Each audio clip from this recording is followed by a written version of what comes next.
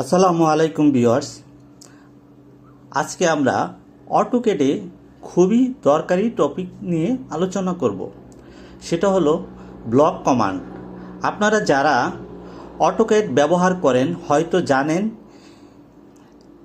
একই জিনিস আঁকা ঝামেলার কাজ।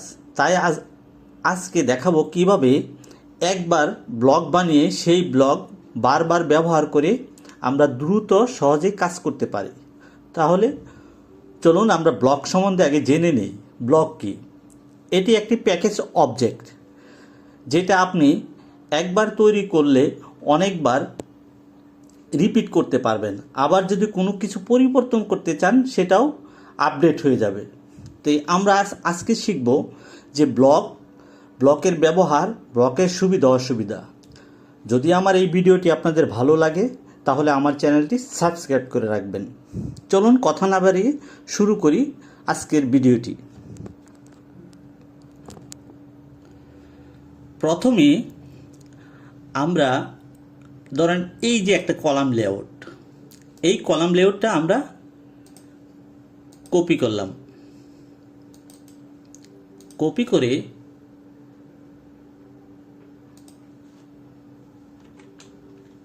এই যে কলাম লেআউটটা আছে, তো আমরা কি করব, এই কলাম লেআউটটা কপি করলাম। কপি করার পর দেখেন এই যে কলামগুলো আছে, আমরা আগে এই কলামগুলোকে একটা ব্লক করব। তো এই কলামগুলোকে আমরা সিলেক্ট করে আইসোলেট করলাম। আইসোলেট করে প্রত্যেকটি কলাম বি দিয়ে সিলেক্ট করে বি দিয়ে ইন্টার দিলাম। দেওয়ার পর এটাকে আমি একটা ব্লকের নাম দিব। যেমন ধরেন কলাম লেআউট 1, কলাম লেআউট 1 দিলাম। এখন আমার এটা ব্লক হয়ে গেছে, এখন আমরা কি করব, আবার ড্রয়িংয়ে ফিরে যাই।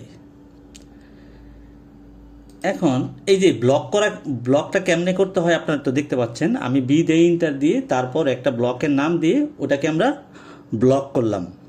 তা এখন এই যে ব্লকের যে সুবিধাটা দেখেন, এই যে ব্লকের সুবিধাটা হচ্ছে, আপনি যখন এই যে ধরেন আমি এই কলামটাকে ধরেন আমি এই কর্নারের কলামটাকে একটু বড় করব। এই কলামটা কত আছে? 600x600, মানে 24x24। তে এই কলামটা আমি যদি বড় করি, দেখেন আমরা ডাইমেনশন নেই, এইখানে এটা আছে 2 ফিট, মানে 24 মিলিমিটার আর কি। হ্যাঁ, তো এটাকে আমরা আরও 5 ইঞ্চি বড় করব। দেখেন 24-29 হয়ে গেল আর কি। হ্যাঁ, তো আমরা এটাকে 5 ইঞ্চি বড় করলাম। তো আমরা আবার ড্রয়িংয়ে ফিরে যাই।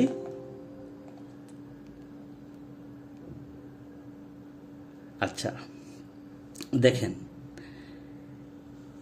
এই যে আমরা এই যে কলামটাকে যে বড় করলাম, এই যে কর্নারের কলামটাকে বড় করলাম, এটা ছিল আগে, এটাকে আরও আমরা 5 ইঞ্চি বড় করলাম। ঠিক আছে, আগে ছিল 24 আর এখন এটা হয়ে গেছে আমার 721। এই কলামটাকে আমরা বড় করলাম। দেখেন এটার সুবিধাটা হলো যে এইখানে আমাদের এই ব্লকের ভিতরে যত কলাম আছে, ঠিক আছে, যত কলাম আছে এটা বড় হয়ে গেছে। দেখেন এই সাইজটা আমাদের এইখানে, এই যে দেখেন বড় হয়ে গেছে। আগে 24 ছিল, এখন আরও 5 ইঞ্চি বড় করছি। তাইলে এই যে এটা বড় হয়ে গেল। এখন যদি এটা আমি ব্লক না করে কাজ করতাম, দেখেন এতটি কলাম লেআউট তো আমার চেঞ্জ করা সম্ভব না। এটা আমাদের অনেক টাইম লেগে যাবে। এই জন্য আমি ব্লকে কাজ করে যে কোন কলামটা আমি বড় করব, হঠাৎ করে আপনি যখন একটা ড্রয়িং করলেন, ড্রয়িং করার পর এই ড্রয়িংটা কোনো কারণে যদি চেঞ্জ করা লাগে, তাহলে এই ব্লকে কাজ করলে হয় কি, আপনি ওই ব্লকের ভিতরে কাজ করলেই ওই কাজটা আপনি খুব দ্রুত করতে পারবেন। আর এখন যদি আমি এটা যদি আমি ব্লকে না করি, দেখেন ব্লকে না করার অসুবিধাটা হচ্ছে কি, এই যে যেমন এই কলামটা আমি ব্লকটা ভেঙে ফেললাম। ব্লকটা ভেঙে ফেলে এখন ধরেন এরকম আমাদের আরও কয়েকটা কলাম লেআউট হইল,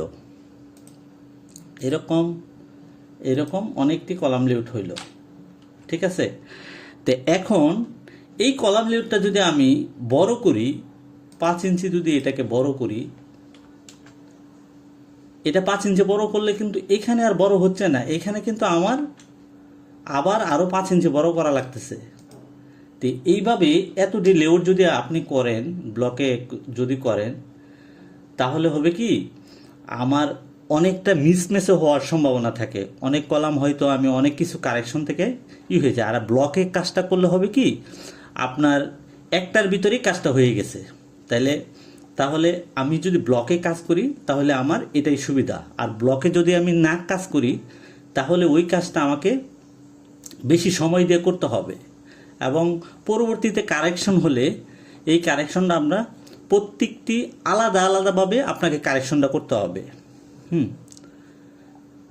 তে এখন আরেকটা জিনিস হলো, যদি আপনি ধরেন এই কলামটা আমার কোনো কারণে শিফট হয়ে গেল, ধরেন এটা আমার কোনো কারণে এইভাবে শিফট হয়ে গেল, কলামটা তো শিফট হইতে পারে, প্ল্যানের উপর ডিপেন্ড করে। যদি প্ল্যান চেঞ্জ হয়ে যায়, কলামটা হয়তো শিফট করলো।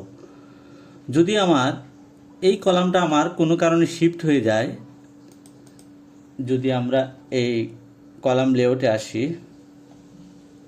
এই কলামটা আমার কোনো কারণে শিফট হয়ে যায়, যদি আমরা ব্লকে ঢুকি, দেখেন এই যে ব্লকে এই কলামটা কোনো কারণে আমার এইদিকে উপরের দিকে ধরেন আরও 20 ইঞ্চি শিফট হয়ে গেল, এরকম শিফট হয়ে গেল, তখন আমাদের প্রবলেমটা কি হবে দেখেন।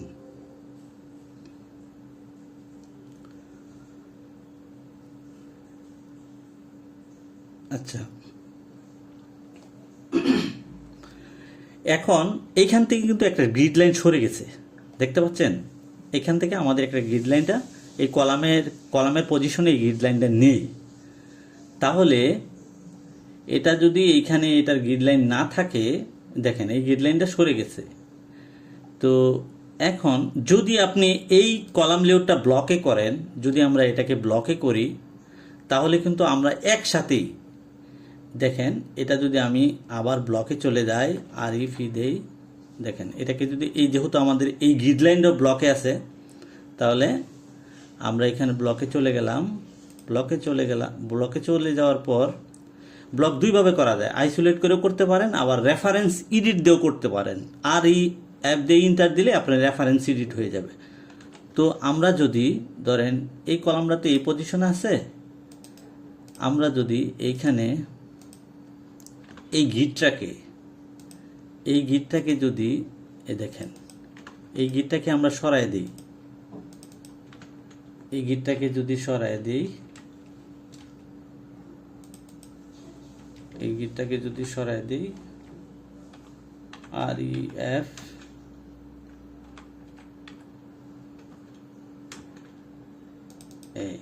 এটাকে সরাই দিলাম, তাহলে আমাদের এই গিটটা এই পজিশনে চলে আসলো। তো আমরা আবার ব্লক থেকে বেরিয়ে যাব।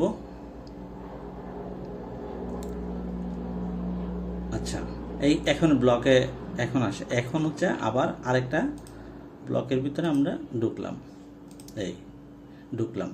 তো এখন এই যে গ্রিডটা আছে, এটা এইখানে দুইটা গ্রিড দেওয়ার কারণ হচ্ছে, এই দেখেন এটা হচ্ছে যে আমরা যখন ওই যে ভিতরের আলাদা গ্রিড দিলে মাঝখানেরটা শুধু আমরা ডিলিট করে দেবো, শুধু সাইডের গ্রিড লাইনটা থাকবো, এই জন্য আমরা আলাদা করে ফেলছি আর কি, গ্রিড লাইনটাকে আলাদা করে ফেলছি। মাঝখানে একটা গ্রিড দিছি, আর সেন্টার টু সেন্টারের যে গ্রিড লাইনগুলো আছে এটাকে আমরা আলাদা করে দিছি। দেখেন এই যে আমরা গ্রিড দিলাম, এখন এটাকে আমরা কারেকশন করে ফেলবো, ধরেন এরকম এইগুলাকে আমরা কারেকশন করে ফেলবো পরে। তে এই যে আমার যদি কলাম লেআউট প্লাস যদি কলামের এইগুলো যদি ব্লকে থাকে, তাহলে আপনি দেখেন, যদি আপনি এখানে আসেন, এই যে দেখেন প্রত্যেকটি ড্রয়িং কিন্তু আমার এই দেখেন একেবারে হয়ে গেছে, একেবারে হয়ে গেছে। তাহলে আমরা কি করব, কোনো কিছু মানে যদি আপনি কলাম লেআউট করেন, তাহলে আপনি সবার আগে কলামের যে গ্রিড লাইন বা ইগুলা আছে, গ্রিড লাইন আছে, ডাইমেনশন আছে, এইগুলাকে আপনি একটা ব্লকে নিয়ে যাবেন, এইগুলাকে একটা ব্লকে করবেন, আর কলামগুলোকে একটা ব্লকে করবেন। তাহলে হবে কি, যখন আপনি কলাম লেআউট ব্লকে করবেন, তখন কলামের যে সাইজগুলো আছে কোনো কারণে যদি চেঞ্জ হয়, তাহলে শুধু ওই কলামের সাইজটা আপনি চেঞ্জ করলেই তাহলে অটো সব চেঞ্জ হয়ে যাবে। আর যখন আপনার কলাম সাইজটা চেঞ্জ হবে বা কোনো জায়গায় যদি মুভ হয়, তাহলে ওই মুভ অবস্থায় কিন্তু আপনি গ্রিড লাইনটাও কিন্তু চেঞ্জ করতে হবে, মানে ব্লকে নিতে হবে। তো ব্লকে নিলে হবে কি, তখন আপনি একই সাথে ওই কলামের রেফারেন্সে গ্রিড লাইনটা সরাই দিবেন, তাহলে প্রত্যেকটি জায়গায় এইরকম আপনার হয়ে যাবে, মানে ওই যে গ্রিড লাইনটা সরে যাবে, কলামটাও সরে যাবে। এটা হচ্ছে আমাদের ব্লকের সুবিধা। আর অসুবিধাটা তো আপনি দেখতেই পাচ্ছেন, এই যে দেখেন আমার এই যে একটা কলাম এইদিকে মানে বড় করার কারণে আমি এইদিকে আবার এটাকে বড় করতে হবে, যদি শিফট করা লাগে তাহলে এটাকে আমার আবার নিচে শিফট করা লাগবে, আবার প্রত্যেকটি জায়গায় ওই রেফারেন্সে নিয়ে কলাম বসাইতে হবে। তো হঠাৎ করে বসাইতে গেলে অনেক সময় হয় কি, যে আমাদের এই বসানোর ক্ষেত্রে রেফারেন্স ঠিক থাকে না, অনেক সময় মিসম্যাচ হয়ে যায়। এই জন্য আমরা যখন ব্লকে কাজ করব, ব্লকে কাজ করলে এই একটা সুবিধা, আপনার কাজ অনেক সুন্দর হয়ে যাবে, আপনার কাজ দ্রুত হয়ে যাবে। তো প্রত্যেকটি কম্পোনেন্টে আপনি ব্লকে কাজ করবেন। যেমন গ্রিড লাইন, কলাম লেআউটে যখন করবেন, গ্রিড লাইনে একটা ব্লকে নেবেন, কলাম লেআউটগুলো একটা ব্লকে নেবেন, ঠিক আছে। তারপর আপনি যদি এইখানে আসেন, এইখানে যদি আমি দেখি, এইখানে যদি আসেন, তাহলে আমাদের আপনি আপাতত যদি পারেন কলাম আর গ্রিড লাইন যদি ব্লকে নিয়ে কাজ করেন, তাহলে সবচেয়ে ভালো আর কি, সবচেয়ে ভালো।